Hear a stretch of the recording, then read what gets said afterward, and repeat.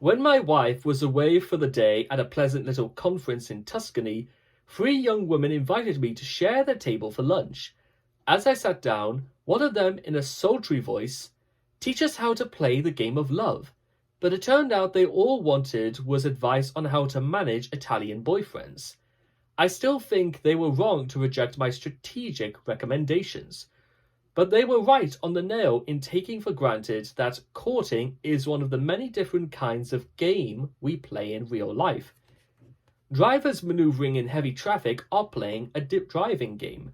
Bargain huntings bidding on eBay are playing an auctioning game. A firm and a union negotiating next year's wages are playing a bargaining game. When opposing candidates choose their platform in an election, they are playing a political game. The owner of a grocery store deciding today's price for cornflakes is playing an economic game. In brief, a game is being played whether human beings interact, or whenever human beings interact for that matter. Antony and Cleopatra played the courting game on a grand scale. Bill Gates made himself immensely rich by playing the computer software game. Adolf Hitler and Joseph Stalin played a game that killed off a substantial fraction of the world's population. Khrushchev and Kennedy played a game during the Cuban Missile Crisis that might have wiped us all out altogether. With such a wide field of application, game theory would be a universal panacea if it could always predict how people will play the many games of which social life largely consists. But game theory isn't about to solve all the world's problems, because it only works when people play games rationally. So it can't predict the behavior of lovesick teenagers like Romeo or Juliet, or madmen like Hitler or Stalin. However, people don't always behave irrationally, and so it isn't a waste of time to study what happens when people put on their thinking caps. Most of us at least try to spend our money sensibly, and we don't do it badly much of the time, or economic theory wouldn't work at all.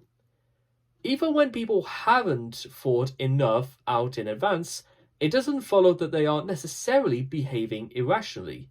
Game theory has had some notable successes in explaining the behavior of spiders and fish, neither of which can be said to think at all. Such mindless animals end up behaving as though they were rational, because rivals whose genes program them to behave irrationally are now extinct. Similarly, companies aren't always run by great intellects, but the market is often just as ruthless as nature in eliminating the unfit from the scene.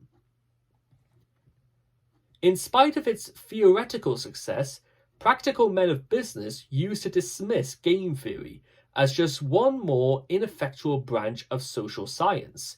But they changed their minds more or less overnight, after the American government decided to auction off the right to use various radio frequencies for use with cellular telephones.